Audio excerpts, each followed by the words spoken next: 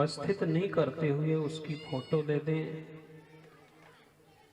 कोई कागज की फोटोकॉपी करवा लें, तो हम क्या मानते हैं कि ये उपस्थित है।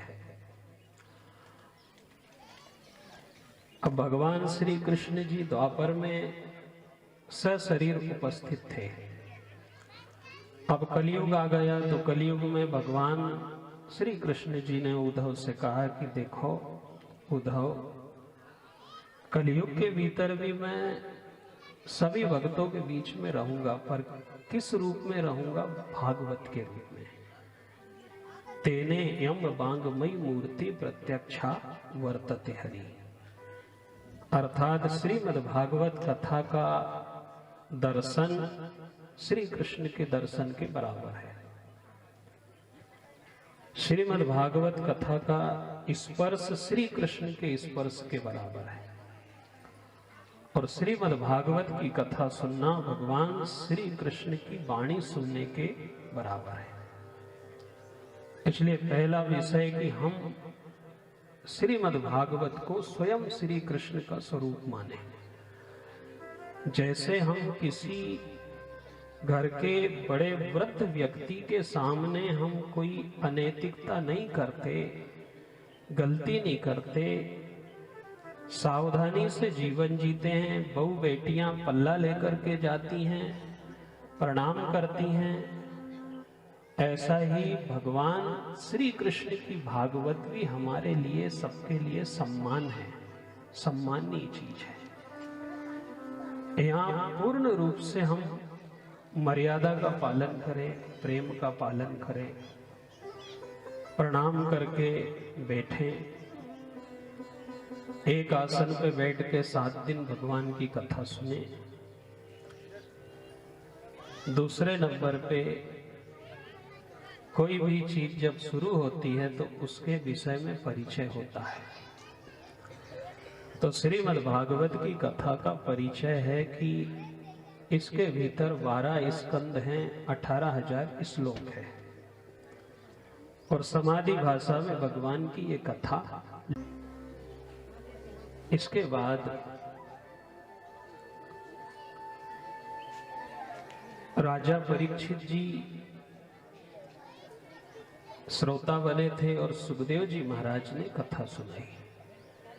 यूं तो देखो साहब, समय समय पे बहुत सारी कथाएं हुई, नारद जी ने सुनाई, कहीं अलग अलग महात्माओं ने अपने अपने ढंग से सुनाई, अपन भी सुन रहे हैं। ऐसी समय समय पे बहुत कथाएं हुई,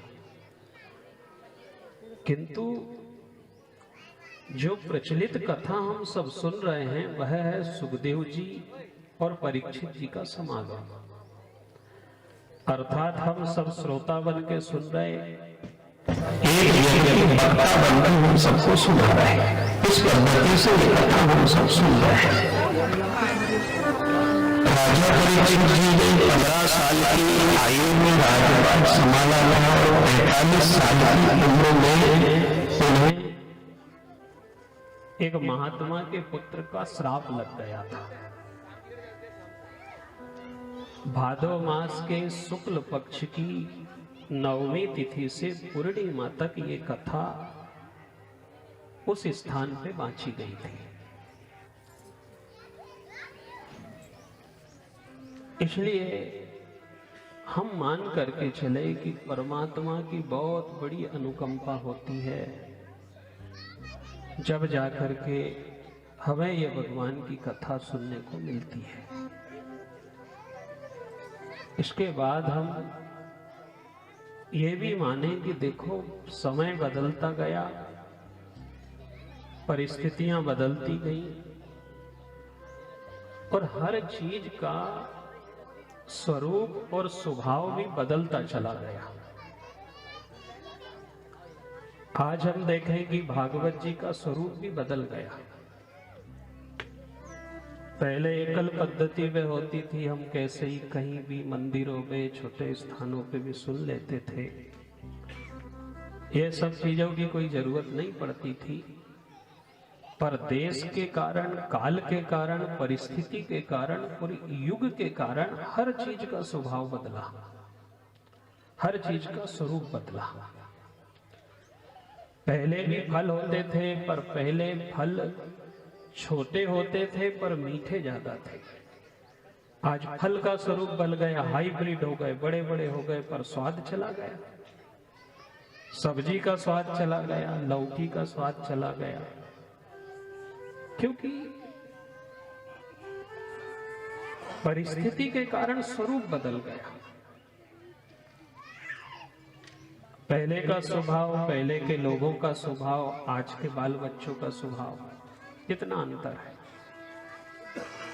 हम कभी कभी चर्चा करें कि पहले के लोग थे, पहले के लोगों की बात ही सब कुछ थी, कोई रजिस्ट्री की जरूरत नहीं पड़ती थी, क्योंकि स्वभाव था, सोच थी।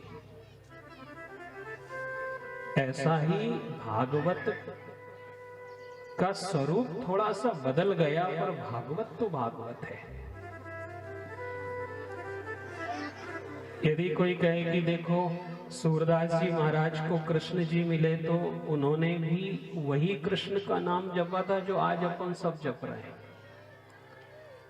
हमारे माता पिता भी जिस राम को जपते थे, जिस कृष्ण को जपते थे, वही हम भी जप रहे हैं, पर उनके जपने में और हमारे जपने में कितना अंतर था। मीरा ने भी जपा, कबीरदास जी ने भी जपा, व्यास जी ने भी जपा, वाल्मीकि जी ने भी जपा, बालिया डाकू बनकर के जपा, पर राम उसकी वह शक्ति थी, वह शुद्धता थी, वह पवित्रता थी। और आज भी हम जप रहे। इसलिए देखो, एक निष्कर्ष पे शुरुआत में अपन पहुंचे कि हर चीज बदल गई, हर चीज बिगड़ गई। हमने सब्जी बनाई, रात भर रखी, सुबह पूछा तो बोले सब्जी खराब हो गई। दूध एक दिन 2 दिन टिकेगा, पर फिर खराब हो जाएगा, कहीं भी रख लें। फल खराब हो गया, फसल खराब हो गई, लोगों का स्वभाव खराब हो गया, पर देखो साहब, नाम अभी भी खराब नहीं हुआ।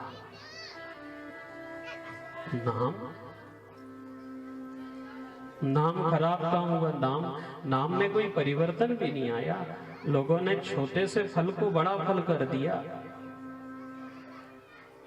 गाय अच्छी कर दी, पर गायों ने दूध देना कम कर दिया, सब्जियों का स्वाद चला गया, सब बदल गया। पर राम में, कृष्ण में कोई परिवर्तन हुआ क्या? जो पिताजी जप रहे थे वही हम जप रहे, जो दादा जप रहे थे वही हम जप रहे, जो परदादा जप रहे थे वही हम जप रहे।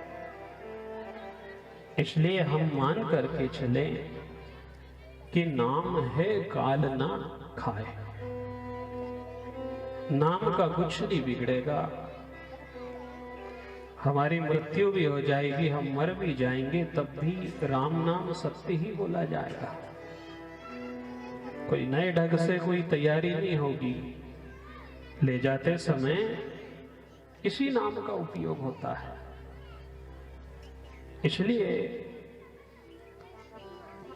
हम भगवान के नाम पे विश्वास करें, और भगवान की कथाएं, मंदिर, तीर्थ दर्शन, ये हम सबको भगवान के नाम पे विश्वास कराने की कथा है कि ये नहीं बदलेगा।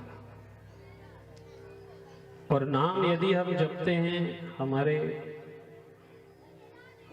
नाम की शुद्धता है, जपने में पवित्रता है, तो आज भी नाम हमें उसी स्तर का असर दिखाएगा। इसके बाद हम भगवान से निवेदन करें कि प्रभु, जब भी कभी हमें नाम जपने का अवसर आए, कथा सुनने का अवसर आए, मंदिर जाने का अवसर आए, तीर्थ जाने का अवसर आए, तो वहां तू अपने स्वभाव और स्वरूप को वैसे ही रखना। हम बदल जाएं, लोग बदल जाएं, स्वभाव बदल जाए, पर आपके प्रभाव में कोई परिवर्तन नहीं होना चाहिए। इसलिए जब भी हम सुने, भगवान से हमारा निवेदन रहे कि प्रभु, तू ज्यादा से ज्यादा हमें आत्मज्ञान की कथा सुनाना, आडंबर की कम सुनाना। और आज क्या बदला है? आत्मज्ञान कम हो गया और आडंबर ज्यादा बढ़ गया।